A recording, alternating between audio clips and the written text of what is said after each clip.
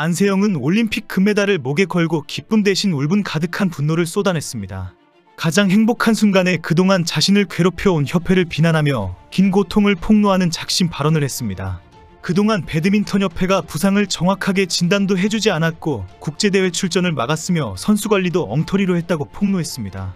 설사 안세영이 메달을 따지 못하고 무릎이 완전히 회복 불가능한 상황으로 가더라도 협회는 안타까운 일이다라고 한마디 논평만 했을 것입니다. 이후 안세영은 추후 입장 표명을 통해서 충격적인 내막을 공개하면서 협회는 현재 도망을 간 상황입니다. 협회는 당황스럽다라고 밝히면서 기자들의 연락도 전혀 받지 않고 있습니다. 폭탄 발언 이후 안세영은 공식 기자회견에 나타나지 않았고 자신의 SNS에 또 한 번 입을 열었습니다. 배드민턴 금메달을 획득한 안세영의 발언 후 폭풍이 만만치 않습니다. 하지만 드러나고 있는 내막은 너무나 충격적입니다. 안세영이 외롭게 고통을 참고 이겨나가지 않았다면 금메달은 불가능했던 몸 상태였습니다. 충격적인 안세영의 발언과 계속 터지고 있는 폭로에 축구협회의 정몽규가 연상이 된다. 일방적인 독선으로 선수와 대표팀을 죽이고 있다는 비난이 쏟아지고 있습니다. 벌써 국민신문고에는 배드민턴협회에 대한 감사와 직무 관련 범죄 사실을 발견 시 지체 없이 고발하라는 요청이 올라왔습니다. 안세영은 2022년 오른쪽 무릎 부상을 호소했습니다. 하지만 협회는 최종적으로 부상이 심각하지 않다라고 통보하면서 아시안게임 출전을 밀어붙였습니다. 결국 안세영은 2023년 항저우 아시안게임에서 무릎 인대 파열이라는 중상을 입게 됩니다. 협회와 대표팀과 처음 진단을 했던 검진이 충격적인 오진이었다는 사실은 나중에 밝혀집니다. 당시 2주 재활 진단으로 나왔기 때문입니다. 안세영이 고통을 계속 호소하면서 다시 한번 더 검진한 결과 상당히 심각한 상황이라는 사실이 확인되었습니다. 안세영은 자신의 부상 관리에 소홀했던 협회와 대표팀의 안일한 태도에 큰 실망을 느꼈다고 합니다. 안세영은 올해 1월 말레이시아 오픈에서 우승했으나 얼마 뒤 열린 인도 오픈에서는 허벅지 근육 부상으로 8강 기권을 선언했습니다. 오른쪽 무릎이 성하지 않은 상태에서도 파리올림픽 메달을 위해 많은 국제대회에 외롭게 참가해왔습니다. 지난 5월에는 SNS에 올림픽까지 최대한 무릎 상태를 유지해서 통증에 적응해야 한다라며 오른쪽 무릎 통증이 심각하다는 것을 밝혔습니다. 협회는 안세영의 국제대회 출전까지 막아버렸던 것으로 알려졌습니다. 그것도 선수와 의논하지도 않고 협회가 일방적, 독단적으로 결정해서 통보했다는 것입니다. 안세영은 나는 프랑스 오픈과 덴마크 오픈을 못 나간 적이 있었는데 제 의지와는 상관없었다라고 폭로했습니다. 당시 협회는 충분한 설명을 하지 않고 소통하지 않은 채 출전 명단에서 빼버렸다. 그 이유를 물어볼 기회조차 없었다고 밝혔습니다. 안세영은 성적이 문제가 아니라 세계 1위로서 끊임없이 라이벌과 붙으면서 기량을 유지해가야 하는데 협회 마음대로 안세영의 출전을 막은 것입니다. 결국 이 발언의 진위가 드러난다면 배드민턴협회는 안세영의 올림픽 준비를 노골적으로 방해한 것이 됩니다. 사실 안세영은 자신의 부상에 대한 지적 이후에 배드민턴도 양궁처럼 어느 선수가 올림픽에 나가도 메달을 딸 수 있으면 좋겠다는 발언을 했습니다. 안세영은 부상 관리는 하나의 사례일 뿐 협회의 선수관리 시스템에 심각한 문제가 있다고 지적한 것입니다. 대표팀 훈련 방식의 효율성도 떨어진다고 비판했습니다. 안세영은 근력운동 프로그램이 1년 365일 동안 똑같고 배드민턴 훈련 방식도 수년 동안 항상 똑같다. 오히려 선수들의 부상 위험을 높이는 상황이다라고 주장했습니다.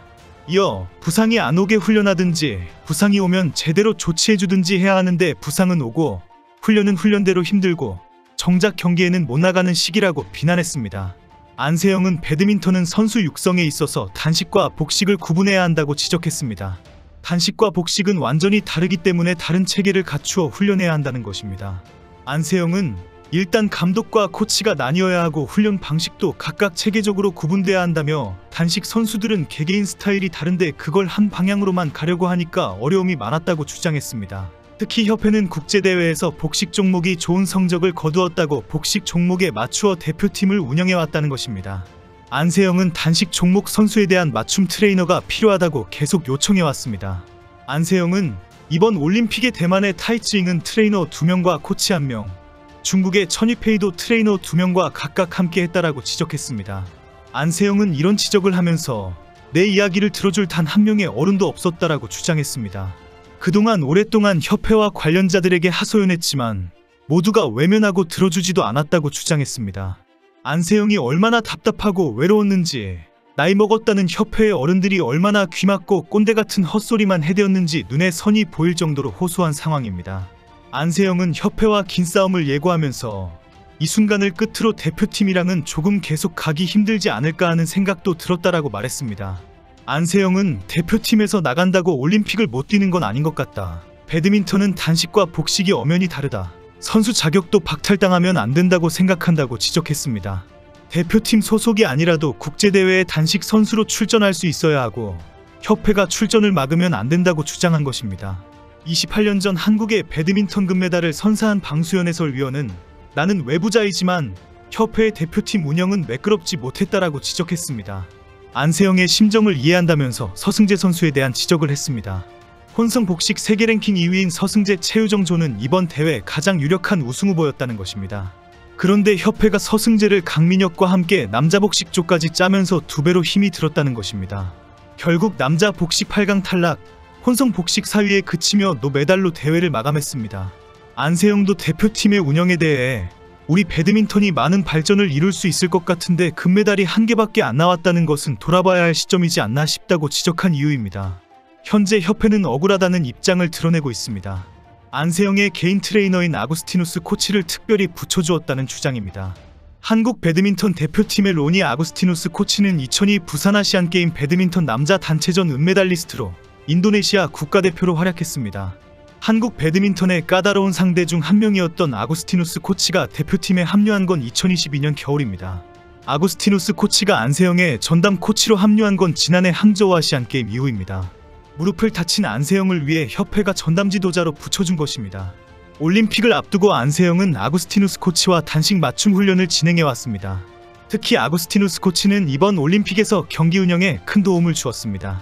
인도네시아의 마리스카 툰중과 맞붙었던 준결승에서 상대의 중심을 흔들어 놓는 공격과 수비를 해야 한다는 코칭을 했고, 안세영은 2게임과 3게임에서 모두 승리를 따낸 그는 결승에 진출했습니다.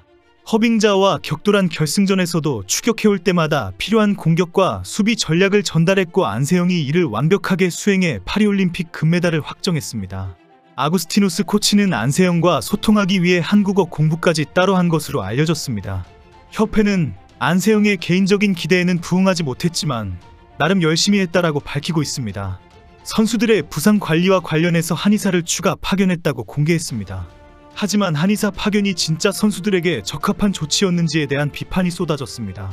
협회는 이번 사태를 계기로 운영 방식을 재검토하고 선수들의 요구에 더욱 귀 기울이겠다고 다시 입장을 밝혔습니다.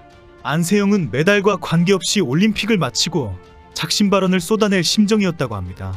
이제는 쏟아내었으니 잠시 쉬고 기쁨을 누리고 즐겼으면 합니다. 어린 나이에 얼마나 마음고생이 많았을까 싶습니다. 이런 일이 터질 때마다 정몽규가 찔끔찔끔 지리지 않을까요? 제발 좀 지렸으면 좋겠습니다.